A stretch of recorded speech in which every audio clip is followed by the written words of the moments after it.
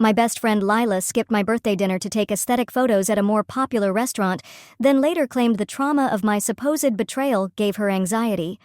When I confronted her about lying to everyone about crying for days, she laughed and said, "You made yourself the villain. I just gave people a reason to believe it. I stayed quiet." That was 9 months ago. Yesterday, she saw something on her phone, went completely still, and canceled every interview she had lined up.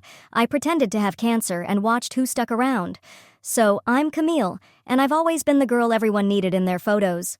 Nice face, good genes, always ready for the camera. My friends treated me like a walking Instagram filter. Beach trips, I was front and center. Brunches, Camille had to be there. Need a hot friend for the club? Camille's perfect. But honestly, it was draining. I started wondering if anyone actually liked me or if they just liked how I looked on their feed. Last spring, I had this wild idea. What if I wasn't attractive anymore? Would anyone still care? My ex had planted that seed months earlier. During our breakup, he said, "Let's be honest. I asked you out because you're hot and my boys were impressed." That stung worse than losing him. But the last thing I wanted was to be one of those girls who overestimated her own looks. So I started small. Posted about work stress ruining my skin, showed up to brunch with Tessa and Lila without makeup, added purple eyeshadow under my eyes to fake exhaustion, told them my skin was too broken out for foundation. Tessa's face fell. She'd already set up her phone for photos. "Maybe we skip pictures today," I suggested. The table went silent. No one asked if I was okay. They just took photos without me because God forbid their brunch post didn't get enough likes. Aaron, my supposed best guy friend, always invited me to his work events. I texted him saying my skin was a mess and I wasn't camera ready. He left me on red. Later, he posted photos with some random girl as his +1. Guess 5 years of friendship meant less than arm candy. The resentment simmered as the invites dried up, so I pushed further. Started wearing oversized clothes with padding underneath, mentioned that meds were making me gain weight. The response was instant. Beach day? Suddenly the car was full. Rooftop party? They forgot to text me, but movie night in someone's basement, something that wouldn't end up online. I finally got that invite. So thoughtful. My birthday dinner was the final test. I told everyone I was feeling better and wanted to celebrate somewhere nice. The group chat lit up until I said I still wasn't photo ready. Suddenly, everyone had plans. Only Nora and my roommate came. My roommate let it slip. She'd seen the others at a different restaurant. On my birthday, they were literally out celebrating somewhere else. That's when I went nuclear. I started posting vague things about medical tests and scary symptoms. Bought a bald cap that looked shockingly real and wore beanies constantly. Told my inner circle that I had cancer. Their reaction said everything. Tessa's first words, "That's so sad. You were always so healthy and pretty." Not "I'm sorry" or "How can I help?" Just shocked that the cute friend wasn't cute anymore. Lila actually asked if it was contagious. I wish I were joking. Aaron said medical stuff made him uncomfortable and basically ghosted. The group chat went silent when I mentioned starting chemo. They liked my posts asking for support but never messaged. Nothing says "I care," like a heart emoji, and complete silence. The final straw came when I said it was terminal and asked for help getting to the hospital. Tessa said her car was too nice for parking garages. Lila suggested I use Uber. Aaron said hospitals made him nauseous. Meanwhile, I found out they were planning a party. Not for me, just a regular party. But the theme? Celebration of life, using my fake terminal illness as an aesthetic. Charming. That's when I ended it. I invited everyone over and said I had big news. They all showed up fast, probably expecting some dramatic update. I stood in front of them in my beanie, then slowly pulled it off along with the bald cap. My real hair tumbled down. The whole thing? Completely fake. Every last part. I wanted to see who actually cared about me, not just about having a photogenic friend. Chaos erupted. Tessa screamed about trust and manipulation. Lila called me psychotic. Aaron said I was seriously disturbed and needed professional help. Someone started recording. That video didn't destroy their lives, it wrecked mine. It made the rounds in every extended family group chat. Some had people I didn't even know. My Aunt Lorraine sent it to her book club. My cousin Melissa posted it in her parenting group with the caption, "This is my cousin. I'm so ashamed." Aaron's mom worked at my dad's office and made sure everyone there saw it. Screenshots poured in from relatives I hadn't spoken to in years. Is this really you? Your mother must be devastated. We're praying for your mental stability. My mom's phone didn't stop ringing. Neighbors, her coworkers, everyone had seen the clip of me yanking off a bald cap while my so-called friends shouted insults, and through it all, I just smiled because I knew I'd make them all regret how they treated me. The comments came in faster than I could block them. High school classmates I hadn't heard from in years suddenly had long-winded opinions. College acquaintances wrote paragraphs about how they always knew something was off. The mob mentality was merciless. I sat in my childhood bedroom, the one with faded butterfly wallpaper from middle school, creating new social media accounts on my laptop. My mom's voice floated through the door, listing off therapy appointments she'd already booked. 3 different therapists in a single week. She even printed out articles about pathological lying and placed them gently on my pillow like bedtime stories. My phone buzzed. Another notification. Tessa had just posted her 5th TikTok this week about surviving a toxic friendship. This one already had over 2 million views. She'd officially pivoted to trauma content creator. I picked up a burner phone I'd bought in cash and drafted a text from an unknown number. Posed as a journalist from a lifestyle blog, expressing interest in Tessa's story. She responded almost immediately, eager and already asking about exclusive interview rights. I minimized the window. Then I checked in on Serena's Instagram. She'd been unusually quiet lately, and that made me suspicious. A quick scan through tagged photos led me to one from a friend's story. Serena hunched over a laptop at a coffee shop. I zoomed in on the screen's reflection in her glasses. My stomach dropped. She was drafting a book proposal titled Toxic: My Friendship with a Cancer Faker. The document was open to a chapter using screenshots of private conversations from 3 years ago, chats where I had confided in her about my eating disorder during college. A soft knock pulled me from the spiral. The door creaked open and a paper plate holding a grilled cheese sandwich slid in. Diagonally cut, just how I like it. Courtesy of my younger sister Natalie, home from university for spring break, probably regretting not going to Cancun instead. It was the first kind gesture I'd received in weeks. I turned back to my laptop and opened a dating app. Uploaded pictures of a stock photo model I'd found on a royalty-free photography site. Within minutes, I'd created Blake, a finance guy who loved wine tastings and rescue dogs. Handsome but humble, charming but grounded. I set the location to our neighborhood and began swiping. Lila's profile popped up within 5 minutes. Her bio read, "Positive vibes only, no drama, just looking for something real." I swiped right. We matched instantly. Blake suggested meeting at Vin Rouge, the same wine bar where our friend group used to take those candid shots in front of the exposed brick wall. Lila replied with 3 heart emojis and suggested Friday night. I confirmed. Then I switched back to my main phone and checked the house's security cameras through the remote access app. My mom sat hunched at the kitchen island, shoulders trembling as she read printed emails. I zoomed in on the subject lines. Her book club friends were offering support during this difficult time. One praised her for being brave enough to raise a challenging daughter. Another suggested a prayer circle. My mom, who had never set foot in a church since I was born, seemed desperate enough to consider it. I closed the camera feed and returned to my fake profiles. Time to up the ante. From an anonymous burner account, I posted in a local marketing industry Facebook group. Attached the viral video with a caption about why companies need better background checks. I tagged every major firm in the city. My boss would definitely see it by morning. Another notification popped up. Tessa had just posted about her book deal. Fooled. My Toxic Friendship with a Cancer Faker would be published next spring. The advance was probably more than I made in a year. She was literally cashing in on our friendship, turning my experiment into her golden ticket. My phone buzzed with a text from an unknown number. My thumb hovered over the block button until I read the message. "I know what they did to you on your birthday. It wasn't right." The number had a name saved in my contacts from years ago. Danielle, Aaron's girlfriend, or maybe ex. I couldn't keep up anymore. I replied cautiously, and she sent a screenshot that made my hands tremble. A group chat I'd never seen before. Dated on my birthday. Aaron. Camille's throwing her pity party at Rosewood. We're hitting Alta instead. Better pics anyway. Laughter emojis followed from everyone. Even people I thought were neutral knew about their alternate plans. I saved the screenshot in a folder I'd labeled Evidence, a collection that was growing daily. 3 years of receipts I'd hoarded compulsively, never expecting them to come in handy. Group chat messages where they rated friends by attractiveness and made plans to exclude anyone they deemed oogos from events. Photos from parties where they'd cropped out girls they thought were too fat or too plain. Comments about how certain people ruined the aesthetic. Dinner that night was unbearable. The way Camille documents every slight makes me wonder if she's been collecting evidence long before this whole experiment began. That quote from one of their messages replayed in my head as I picked at my food.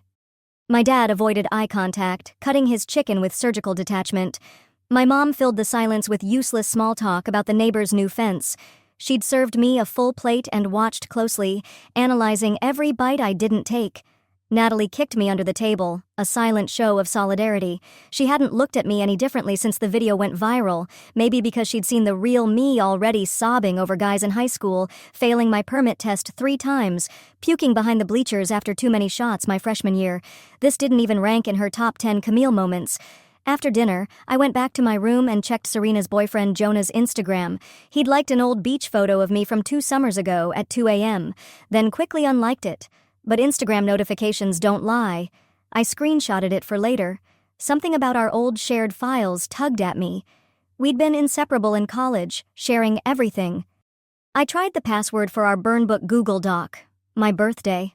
Serena thought it was poetic justice to use the cancer faker's birthday as the key to our archive. It worked. What I found was a cruelty time capsule. 3 years of screenshots, pictures, and commentary about almost everyone we'd known. The worst ones weren't from Serena or Tessa. They were mine. In my desperation to be included, to prove I was more than just a pretty face, I'd become the most vicious of them all. Comments about girls' bodies, critiques of their outfits, nasty digs at their boyfriends, lists of who was worth inviting based on follower counts, entire strategies to curate our social lives for maximum online appeal. I heard footsteps in the hall and quickly slammed my laptop shut. Natalie's head peeked through the door. No knock, just little sister privilege. One glance at my face and she crossed the room, settling beside me on the bed. No questions. She just opened Netflix on her phone and put on trashy reality TV like we used to watch in high school. For an hour, I almost felt human again. The next morning delivered what I'd expected. My boss's email was cold and clipped. I was being let go.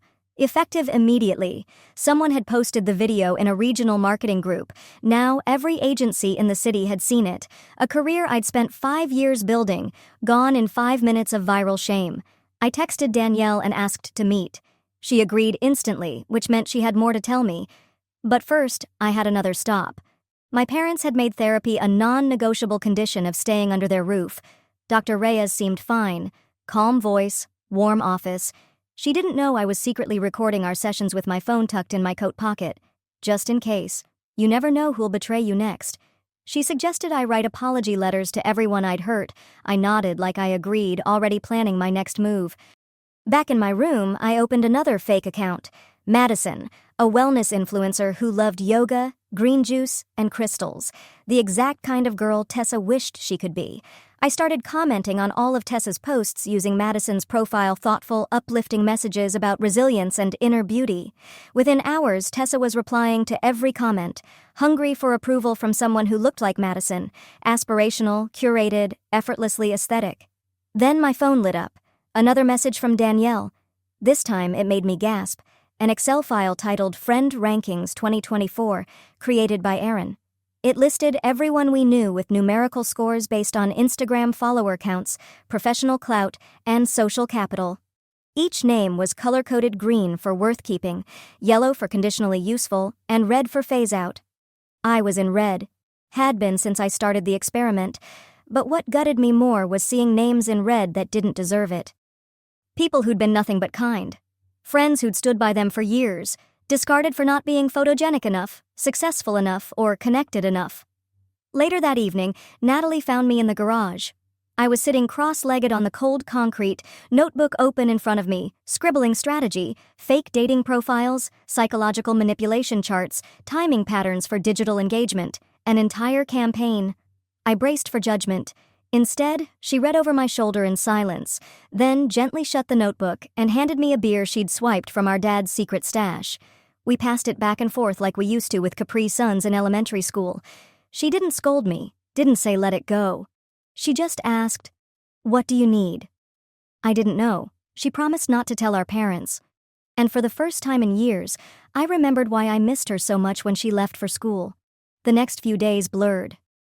I watched through Blake's account as Lila sent 12 different selfies before their wine bar date, asking which one looked most natural.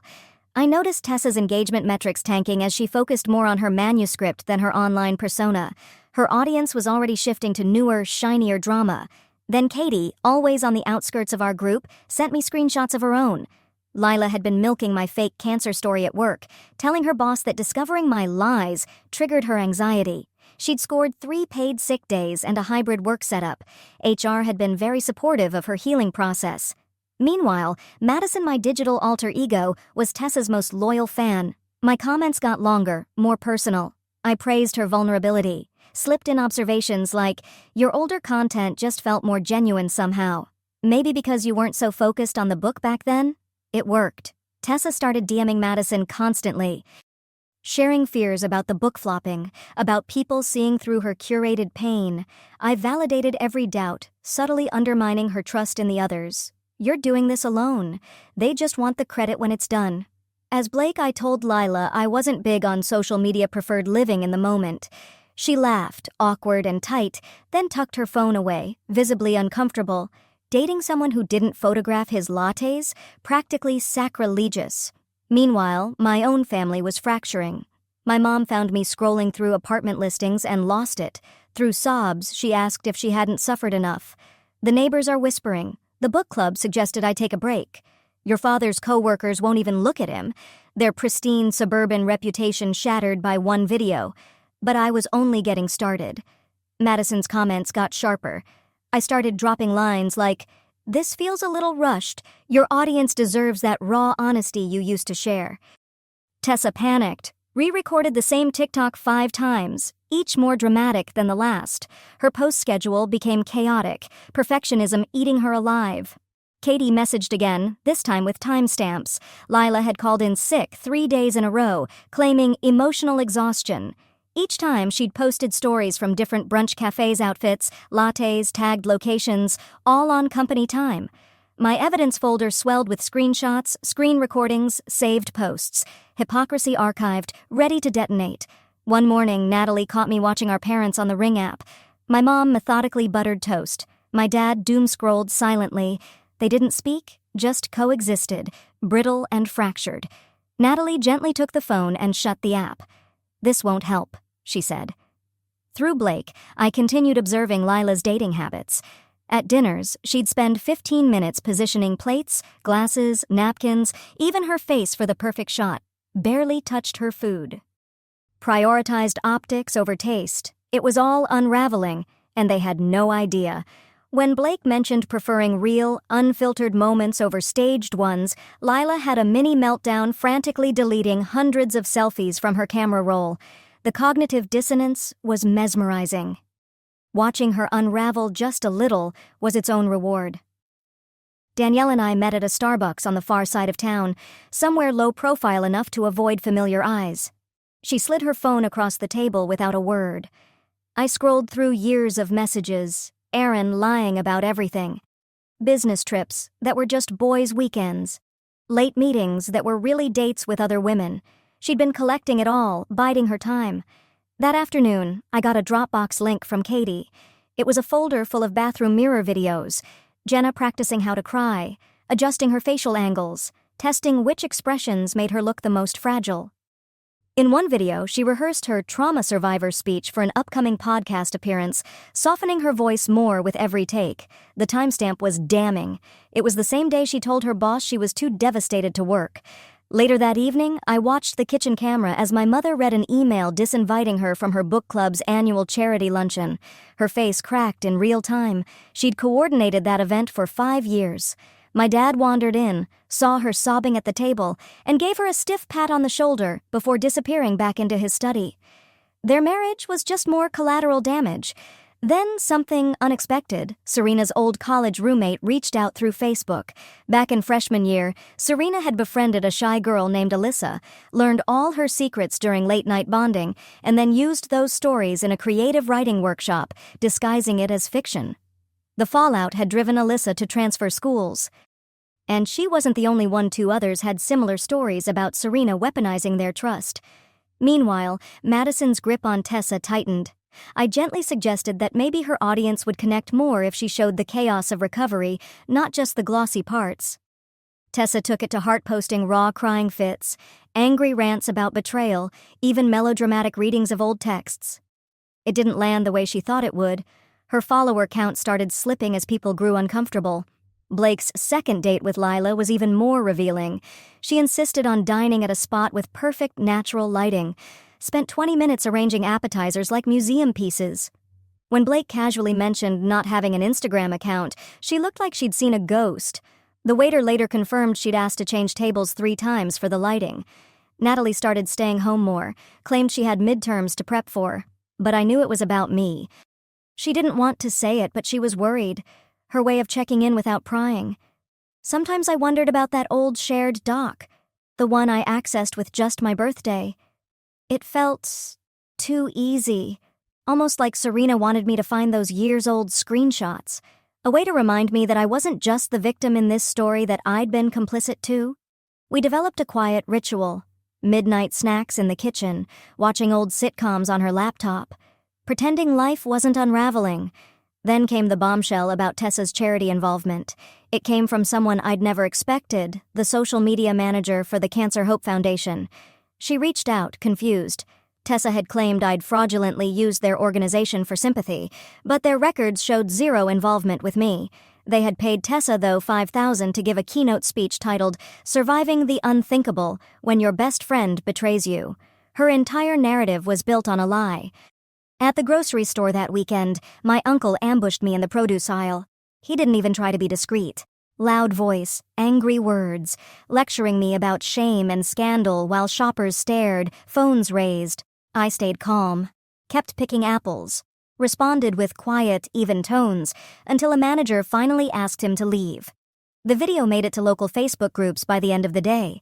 Meanwhile, through careful manipulation, Madison convinced Tessa that someone in her circle was betraying her, taking screenshots, laughing about her behind her back.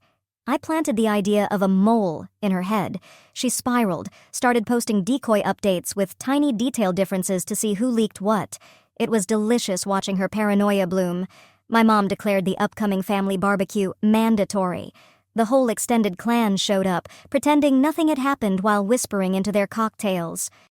My aunt pulled me aside and mentioned that Tessa had reached out fishing for childhood anecdotes, trying to find signs of early instability to bolster her narrative. The breach of privacy stung worse than any public fallout. Meanwhile, Blake dropped a few careful doubts into Lila's mind, questioning Tessa's motives, wondering out loud if maybe this friendship trauma story was a little too convenient. The seed was planted. All it needed was time. I floated the idea.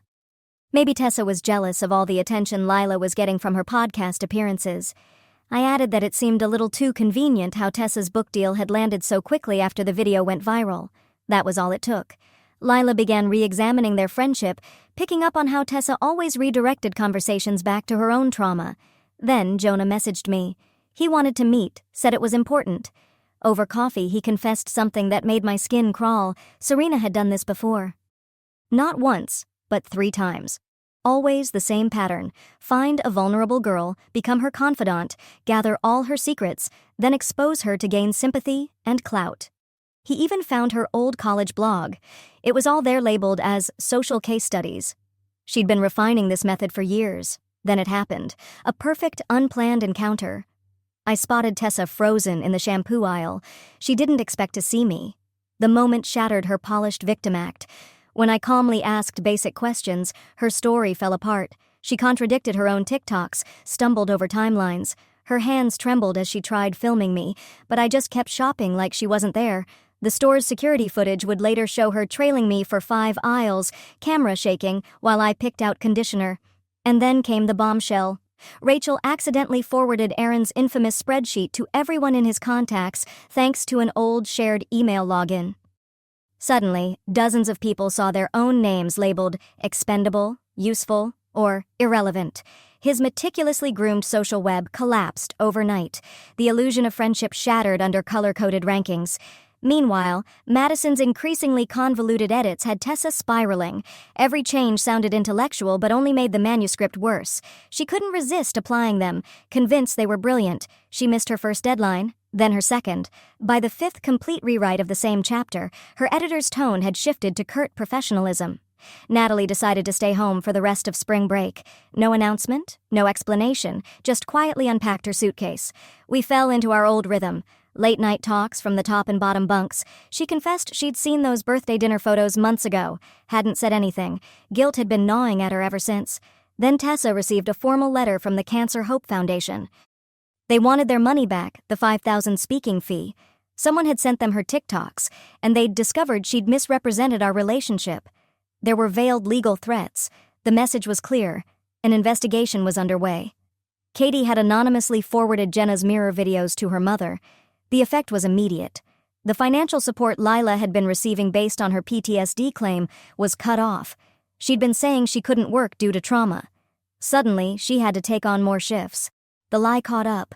Former co-workers started messaging me privately. They admitted they'd never believed the story but didn't want to stir the pot.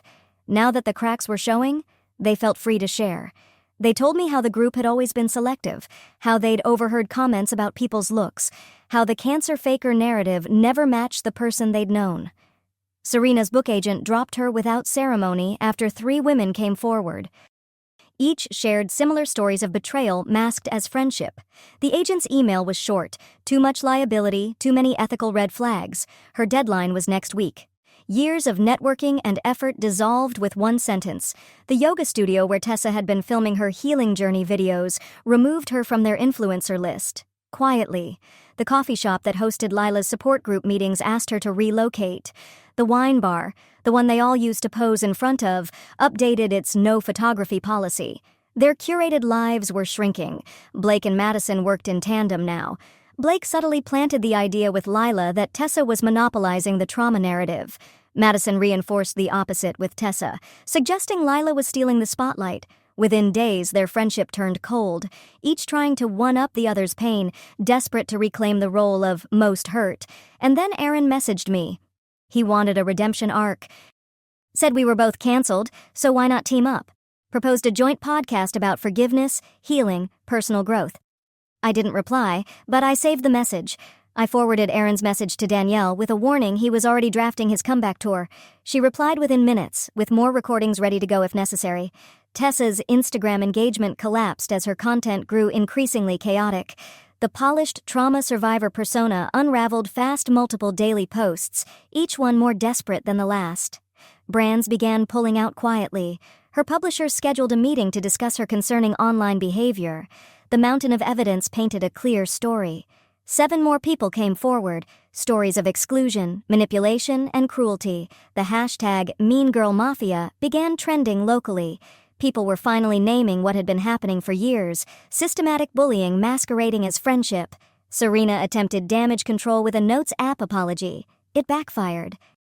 She blamed everything on trauma, claimed she'd been triggered by my deception into behaving defensively, but the 3 college victims responded immediately. Posting receipts showing her manipulative behavior began long before she ever met me. Her apology became proof of her pattern. Lila's workplace investigation ended with brutal consequences. The fake sick days, the exaggerated trauma claims, the bathroom videos of her rehearsing victim expressions. It all came out. She wasn't fired, but the official reprimand and the requirement to repay her fraudulent leave demolished her standing. Coworkers who'd once felt sympathy now avoided her entirely. The group turned inward, clawing at each other as the pressure mounted. Tessa publicly blamed Lila for hijacking the spotlight with her HR scandal. Lila clapped back, exposing Tessa's lies about the Cancer Foundation speech. Serena tried to play peacemaker, but her own reality TV pitch got leaked emails where she'd tried to sell their entire drama as a docuseries concept. The Instagram war that followed was a slow-motion train wreck. No spin could make it look like anything but what it was. Toxic people devouring each other. That night, Natalie reminded me I'd already won. The truth was out. Their reputations were ruined. The narrative had shifted. She asked me, "What more do you want?" And for the first time, I didn't have an answer. Revenge had overtaken everything. I wasn't even sure what peace looked like anymore. My parents began to understand. Slowly, Natalie showed them pictures from my birthday me alone at a table, while the group posted from a completely different venue. She told them about the ranking spreadsheet, the exclusion, how I was treated like a prop instead of a person. They didn't condone the cancer lie, but they began to grasp the cruelty that had driven me to that point. Influencers started distancing themselves from Tessa, Lila, and Aaron. Follower counts dropped like clockwork. Brand collaborations disappeared. Their highly curated identities, carefully built over years, crumbled under the weight of their own actions. They weren't influencers anymore. They were cautionary tales. The final blow came when Tessa turned on Serena.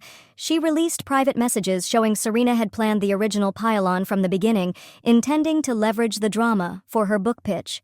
She'd been quietly writing about me for months, not as a friend, but as a character in a story she could profit from. The betrayal ran deeper than anyone had imagined. I sat in my childhood bedroom, staring at the folder I'd compiled. Years of screenshots, voice memos, group chat archives, proof of their lies, their bullying, their orchestrated victimhood. I had enough to ruin them permanently. Emails to employers, DMs to their families, full public disclosures. And I hovered over the send button, hands trembling with the weight of it. Then Natalie walked in. She didn't try to stop me. She just sat beside me quietly, asked if this was who I really wanted to be, if burning everything to the ground would actually heal the damage they'd done. Her question hung in the space between us. Jonah's confirmation that Serena had done this to 3 other girls changed everything. Maybe I wasn't her first victim. Maybe I was her 4th. Maybe I hadn't been the villain at all. I could hit send, finish what I started, ensure they never recovered, or I could step back, let the consequences they set in motion run their course. Natalie's presence grounded me, a reminder that I already had what I truly wanted, someone who saw me fully, not as a filter, not as a punchline, not as a story to monetize, just as me. My phone buzzed with another message from Danielle. She'd heard about a nonprofit looking for someone with marketing experience and insight into social media manipulation. Her cousin ran it. It focused on supporting cyberbullying victims. They already knew everything about me, and still, they wanted to meet. A chance to use what I'd been through to build something instead of burn everything down. The evidence folder was still open on my screen. Years of documentation, screenshots, recordings, chat logs, ready to be weaponized. But the group was already crumbling on their own. Their own behavior had created outcomes more poetic than anything I could have orchestrated. Adding more kindling to that fire felt unnecessary now. They were collapsing without me lifting a finger. I thought about who I'd been a year ago, so desperate for acceptance I settled for crumbs, so convinced that being included meant being valued. The cancer lie had been extreme, yes, but it had cracked open truths I couldn't ignore, not just about them, but about myself. About the lines I crossed, about the cruelty I enabled just to belong. The choice, sitting there next to Natalie, grew sharper. I could become another Serena, commodifying other people's pain, pretending it was for insight or growth. Or I could make a different choice, one with a future. Revenge had already served its purpose, the truth had surfaced, consequences were cascading, and somewhere along the way I'd found real people who saw me, who didn't care about filters or optics. But the temptation lingered. One click, that was all it would take to obliterate whatever remained of their reputations. One post could finish what they started the moment they ghosted me on my birthday. The cursor blinked, waiting for my choice. Meanwhile, Jonah had ended things with Serena. A slow, deliberate break. He printed out her old blog posts, the ones documenting her manipulation tactics like they were academic studies. She tried to win him back with tears, with promises of change. But he was already packed. The apartment they'd shared for 2 years cleared out in hours. He left her the furniture, took the Netflix password. Local influencers began quietly distancing themselves from Tessa, Lila, and Aaron. No more collaborations, no likes. Their follower counts bled out by the hour. The algorithms picked up on the disengagement, burying their posts. Their once pristine digital lives now repelled audiences who'd heard too many whispers. Tessa's speaking engagement fallout worsened. The charity escalated their investigation. Turns out she hadn't just exaggerated her version of our friendship. She'd fabricated most of her keynote. Legal counsel advised full restitution, plus damages. A certified letter arrived at her apartment. $7,500 owed immediately. Penalties included. Her savings, already drained from missed brand work, couldn't cover it. Back home, Natalie intercepted our mother's plan to hold a family intervention. She showed the relatives the birthday photos, me sitting alone, the spreadsheet categorizing people by value, the stories of others who'd been used and discarded. Slowly, understanding started to spread. My Aunt Lorraine called, said she was sorry for resharing the video without context, said she'd been wrong. A small win, but it mattered. Serena's second attempt at a Notes app apology was a disaster.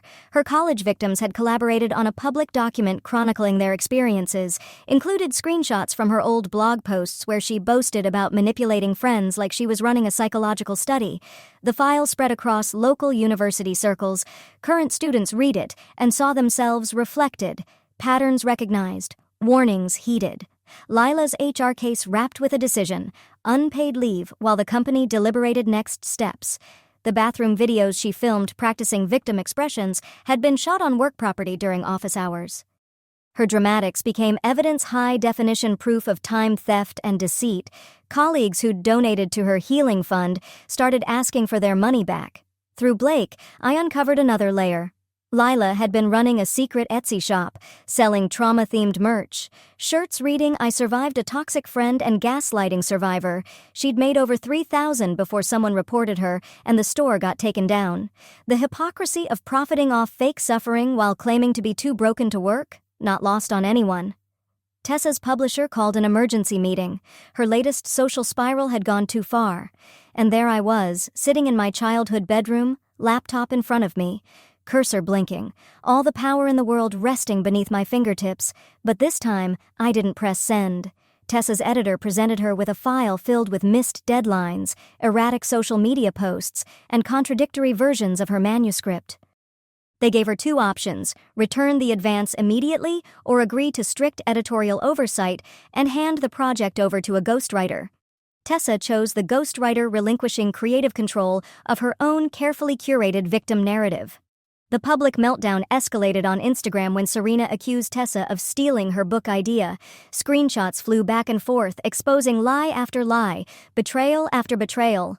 Lila jumped in, defending herself against Tessa's accusations of attention-seeking. Their followers watched in real time as three ex-best friends shredded each other over who'd suffered the most. Meanwhile, Natalie organized a small gathering in our backyard. Just Danielle, Katie, and two former co-workers who had reached out privately. We sat around sharing stories and screenshots. No plotting, no drama, just a circle of people who had been hurt by the same toxic orbit, finally finding comfort in each other's truth. Through the window, my mother watched us. I think that's when she finally saw it, me surrounded by something real. Aaron's podcast dreams disintegrated before they ever launched. Danielle had quietly forwarded his manipulative messages to every guest he'd tried to recruit, warning them about the ranking system and his history of calculated social manipulation. Even low-tier podcasters desperate for content wanted nothing to do with him. The yoga studio owner personally called Tessa to explain why her influencer partnership had been ended. Several students had complained about her increasingly unstable online behavior. The final straw? A sobbing video she'd filmed without permission in their meditation room. They told her she was welcome to attend classes, but only at full price. No more discounts. No more special treatment. Blake's last date with Lila was the final nail. She spent the entire dinner secretly trying to photograph him for content, despite his repeated requests for privacy. When he left early, she followed him into the parking lot, demanding to know why he wouldn't let her share their relationship online. He drove away. She filmed herself crying about emotionally unavailable men. Madison's final conversation with Tessa ended in digital disaster. Madison gently suggested a social media detox to focus on the book. Tessa replied with a 47-message rant about jealousy, haters, and how no one understood the pressures of being a public figure. I screenshot everything and deleted both fake accounts. The experiment had accomplished what it needed to. Serena's reality show application leaked when a production assistant forwarded it to a gossip blog.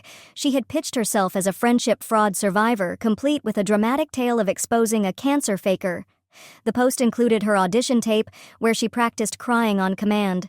The comment section torched her faster than I ever could. Back at home, my parents quietly began attending couples therapy. Not because of me, but because the stress had forced them to face cracks they'd been ignoring for years. Natalie and I gave them space, spending most evenings at a quiet diner across town where nobody knew us. The waitress called us the sisters and never asked questions. It was a rare, gentle peace. Lila's mother severed all financial support after finding out about the Etsy shop and bathroom rehearsal videos. Reality hit hard. Rent, bills, groceries, everything she once took for granted now demanded actual effort. She launched a GoFundMe claiming she needed help recovering from trauma. It raised $47 before being flagged and removed for fraud. The collection of receipts from former friends, classmates, and co-workers had become impossible to ignore. Katie had created a private Facebook group where over 50 people had come forward, each with stories echoing the same pattern. Systematic exclusion, ranking systems, pretty cruelty hidden behind curated brunch selfies. Tessa's ghostwriter resigned after just 2 sessions, citing unworkable conditions and delusional subject matter. Her publisher rescinded the contract and demanded immediate repayment of the advance. Legal notices were sent to her home. Her parents, who'd once bragged about her book deal, were blindsided. Her father, a well-known educator, was devastated. Aaron's infamous spreadsheet eventually made it to his company's HR department. It detailed how he ranked his coworkers by usefulness and expendability. It violated several policies on workplace conduct.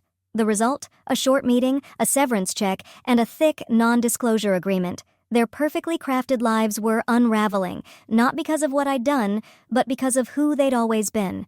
His meticulously built career collapsed in a single afternoon. Natalie's graduation dinner arrived with quiet grace. She'd requested a small celebration just family and her 2 closest friends from school. We picked a calm little restaurant downtown, the kind of place where nobody would recognize us. For a while, it felt like a pocket of normal life, untouched by the chaos of the last year. Until I saw familiar silhouettes outside the window. The friend group had tracked us down again.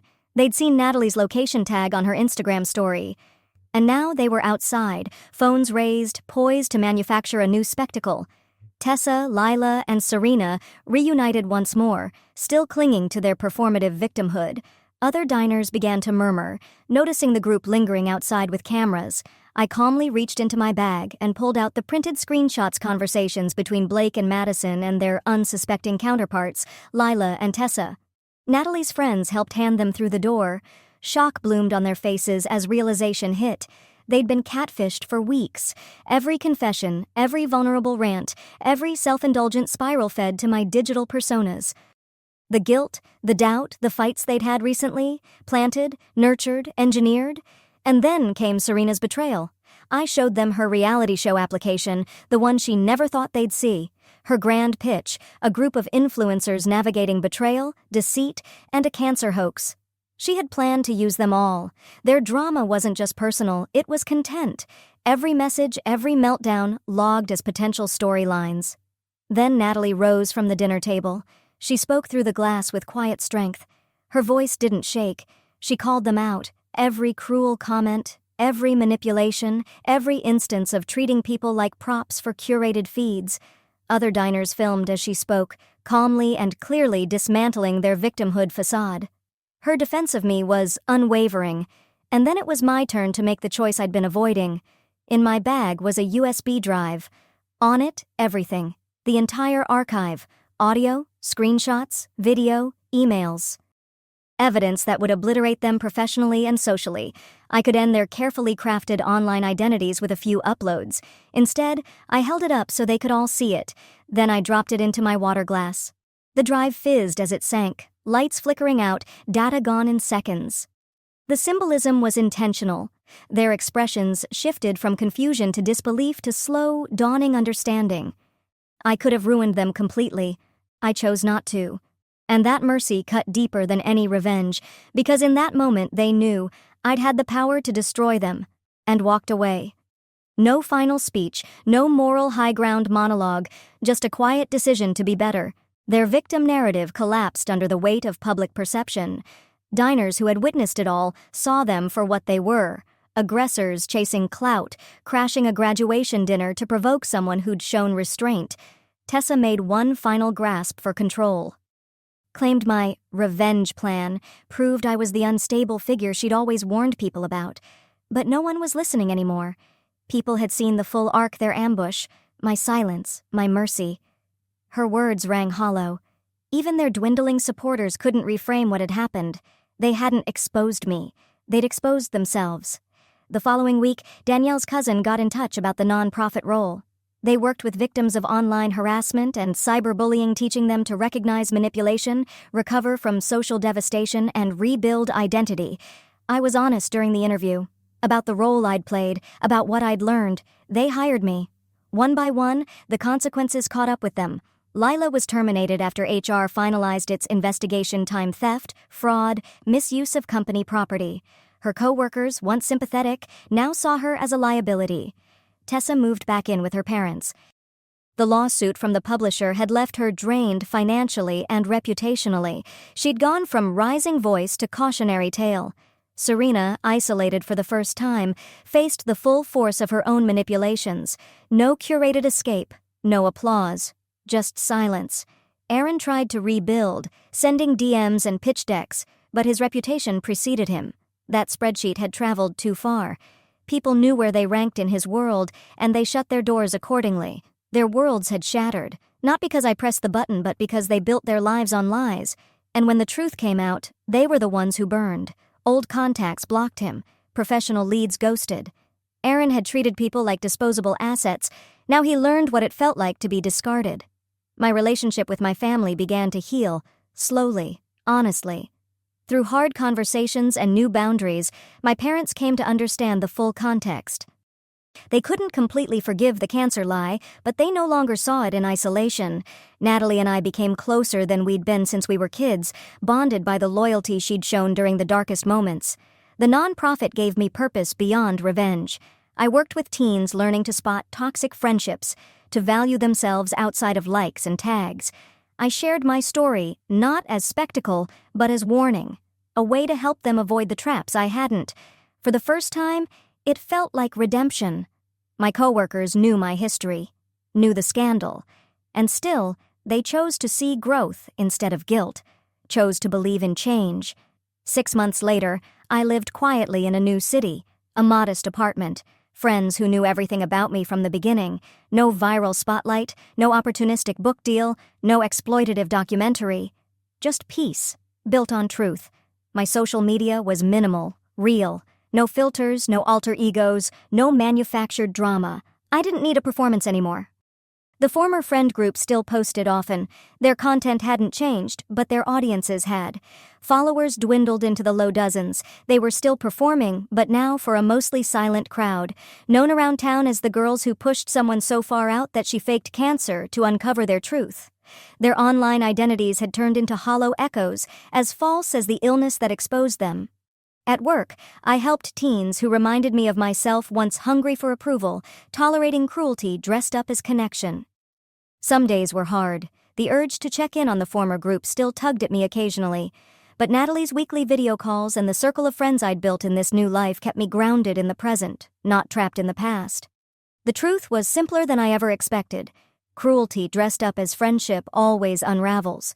No grand revenge required. Just time and truth. Their world was a house of cards. All it took was someone refusing to keep propping it up. What I did, faking cancer, was wrong.